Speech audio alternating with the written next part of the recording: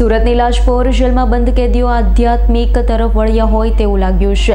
લાજપોર જેલના કેદીઓએ 26,000થી વધુ પુસ્તકોનું વાંચન કર્યું, જેમાં સૌથી વધુ ધાર્મિક, મોટિવેશનલ અને આધ્યાત્મિક પુસ્તકો કેદીઓએ વાંચ્યા। સુરતની લાજપોર જેલમાં બંધ કેદીઓ આધ્યાત્મ તરફ વળતા હોય તેવું લાગી રહ્યું છે, કારણ કે લાજપોર જેલમાં બંધ કેદીઓએ 26,000થી વધુ પુસ્તકોનું વાંચન કર્યું છે, જેમાં ધાર્મિક, મોટિવેશનલ અને આધ્યાત્મિક પુસ્તકોની કેદીઓમાં સૌથી વધારે માંગણી કરે છે। 2 વર્ષ અગાઉ લાઇબ્રેરીમાંથી મહિને 800 પુસ્તક ઇસ્યુ થયા હતા, આજે 2200 થઈ ગયા છે। કેદીઓ પુસ્તક વાંચી અન્ય કેદીને પુસ્તક વાંચવા માટે પ્રેરણા આપી રહ્યા છે। કયો કેદી કયું પુસ્તક વાંચે છે તેના રેકોર્ડ પણ બને છે। જેમને વાંચતા નથી આવડતું તેમના માટે ઓડિયો લાઇબ્રેરી પણ છે। પુસ્તકો થકી કેદીઓને માનસ પરિવર્તન કરવાનો પ્રયાસ કરાઈ રહ્યો છે। ગુનેગારો સુધરીને સારું જીવન તરફ આવે તે માટે પ્રયાસ કરાઈ રહ્યો છે, જેમાં લાજપોર જેલમાં વર્ષ 2022માં 9,600, 2023માં 24,000 અને 2024માં 26,000ની વધુ પુસ્તકોનું કેદીઓએ વાંચન કર્યું છે। લાજપોર જેલ ખાતે કેદી સુધારાત્મક પ્રવૃત્તિ બાબતે ઘણી બધી એક્ટિવિટીઝ ચાલી રહી છે। તેના જ એક ભાગરૂપે અત્રે લાઇબ્રેરી છે, તેમાં 18,000થી વધારે પુસ્તકો છે। જે બંદીવાનો નવા આવતા હોય વત્તા જૂના જે બંદીવાનો છે એમને અમે સતત વિવિધ એક્ટિવિટીઝમાં પાર્ટિસિપેટ થવા માટે પ્રોત્સાહિત કરતા હોઈએ છીએ, જેમ કે યોગા, મેડિટેશન, સ્કૂલ, લાઇબ્રેરી આવી ઘણી બધી વ્યવસ્થાઓ છે।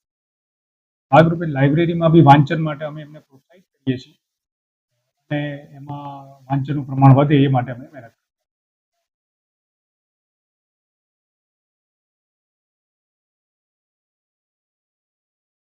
કરીએ। અમારી પાસે 18,000થી વધારે પુસ્તકો છે અને 7 લેંગ્વેજમાં છે, ગુજરાતી, હિન્દી, ઇંગ્લિશ, આ ઉપરાંત બીજી પુસ્તકો અવેલેબલ છે।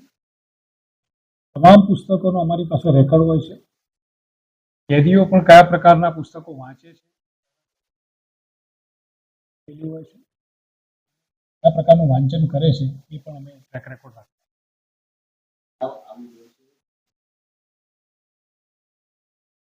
ચોક્કસ ઘણું બધું પરિવર્તન જોવા મળે છે।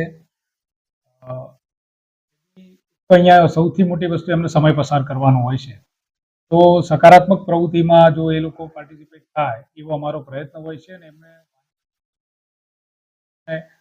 પ્રોત્સાહિત કર્યા છે અને એના કારણે તો સમય એમનો પસાર થાય છે। બીજી વસ્તુ, માનસિક રીતે પણ બદલાવ ઘણો જોવા મળે છે કે એક પોઝિટિવ વાતાવરણ ક્રિએટ થાય છે અને પોતાના માનસ પરિવર્તન કરવા માટે પણ અમને આ વસ્તુ ઘણી નીવડી છે અને એ લોકો પોતે પણ સ્વીકારે છે કે વાંચનના કારણે ઘણો બધો એમનામાં બદલાવ આવે છે। આપનું નામ? મારું નામ અશોક છે, જોરુબા વાઘેલા। અશોકભાઈ, ક્યાં છો અને શું સજા હતી અને અત્યારે કઈ રીતના તમે વાંચી કરી? હું અત્યારે લાજપોર મધ્યસ્થ જેલમાં છું અને છેલ્લા 302ની અંદર છેલ્લા 14 વર્ષથી આજીવન કેદની સજા ભોગવી રહ્યો છું। કઈ કઈ પુસ્તક વાંચો છો અને કેટલું તમારા જીવનમાં પરિવર્તન આવ્યું છે? મારા જીવનની અંદર આ પુસ્તકો વાંચવાથી ઘણું જ પરિવર્તન આવેલ છે અને આ પુસ્તકો લાઇબ્રેરીની અંદર જે આધ્યાત્મિક પુસ્તકો હોય, કોઈ ધાર્મિક કે જે બૌદ્ધ કથાઓ હોય, જૈન કથાઓ હોય કે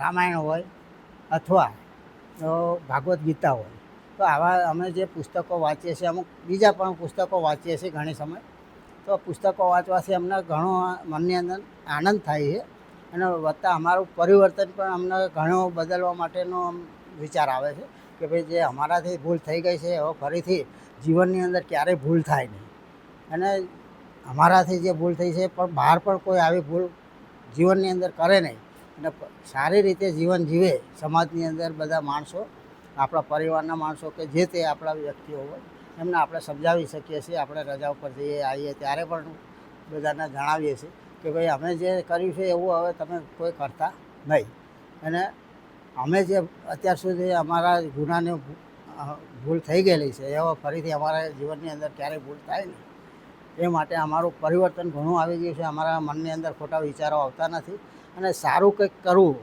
એવા મનની અંદર વિચારો આવે છે। Bureau report, S9 news, Surat. અમારી તમામ માહિતીથી અપડેટ રહેવા માટે જોડાયેલા રહો S9 ન્યૂઝ સાથે।